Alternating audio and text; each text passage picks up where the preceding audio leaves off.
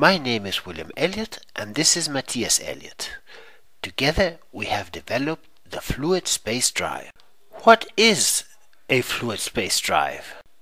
A fluid space drive is a working method for propelling spacecraft for enormous distances without expelling mass, what has been called propellantless propulsion. It is relatively low-tech.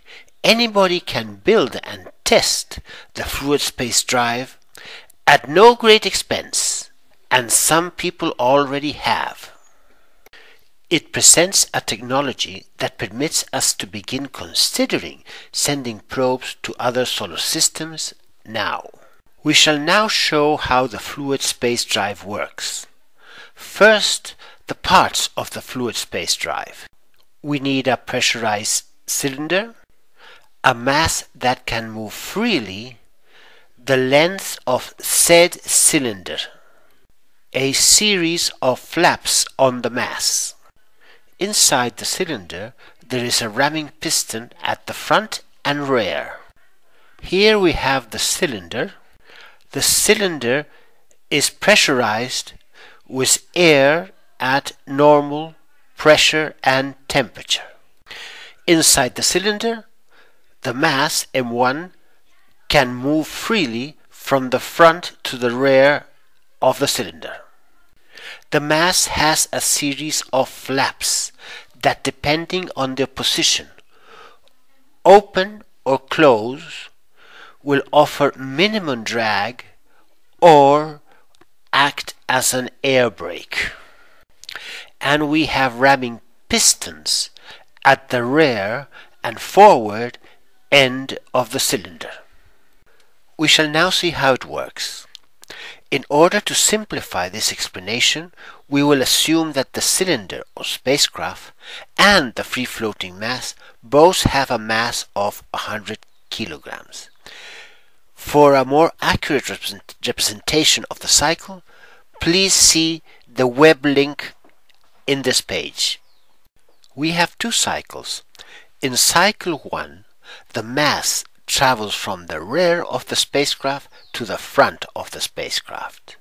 In cycle 2, the mass travels from the front of the spacecraft to the rear of the spacecraft. We start with the mass positioned at the rear of the spacecraft against the ramming piston. The rear ramming piston gives the mass a 100 Newton push. Therefore, the mass has an acceleration of 1 meter per second in the plus x direction. As for every force, there is an equal and opposite force. The ramming piston, therefore the spacecraft, also receives a 100 Newton force, but in the minus x direction. Therefore, the spacecraft receives an acceleration of 1 meter per second in the minus x direction. In this time period, the spacecraft is traveling in the minus x direction at 1 meter per second, while the mass is traveling inside the spacecraft at 1 meter per second in the plus x direction. Notice that the flaps are open. There is no air brake effect. The instant that mass M1 collides with the front or plus x side of the spacecraft, it exerts a force of 100 newtons. This is because the velocity the mass is traveling at the moment of collision is exactly the same velocity the mass was traveling when it was given the push by the rear ramming cylinder.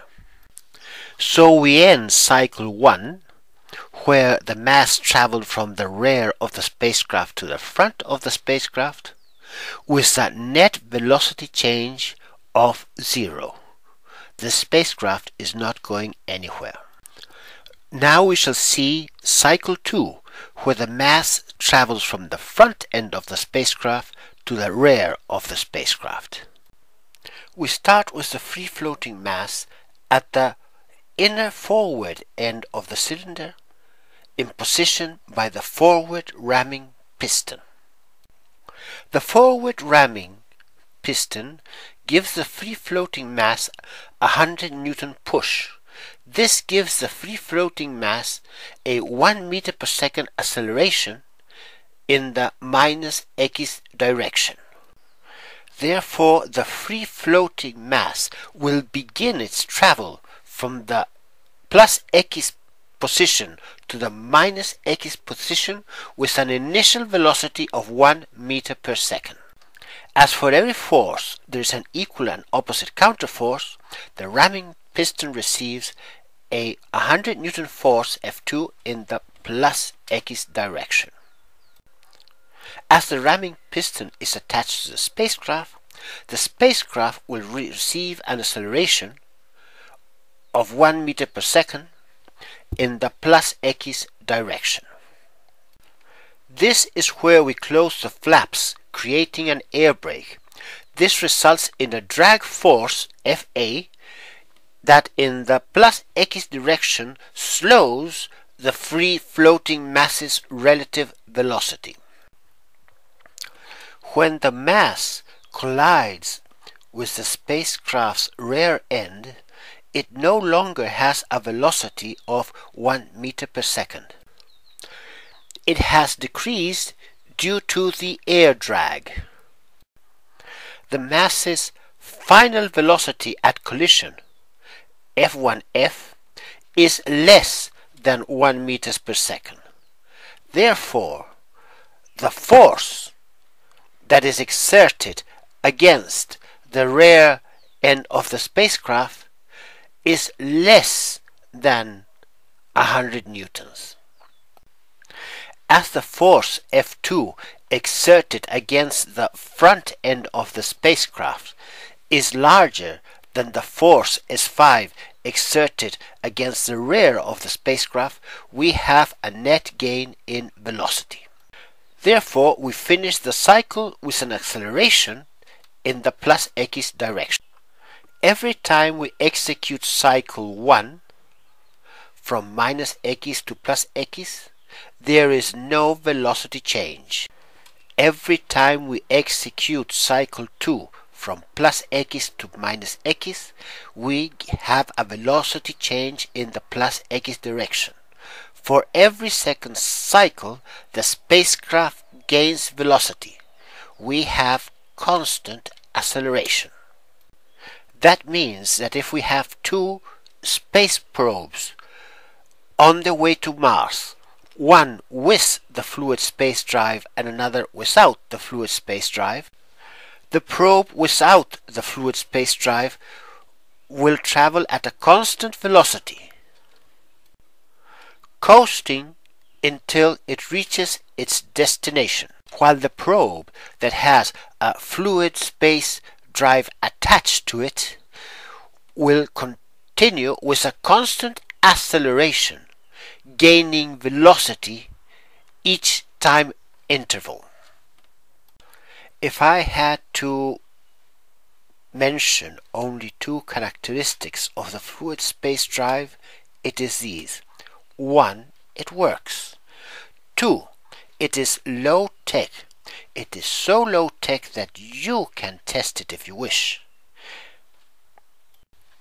In fact, please feel free to test it yourself, either by the methods I suggest or other ones that you may design, and test the proposal to prove it or disprove it. Thank you very much for watching.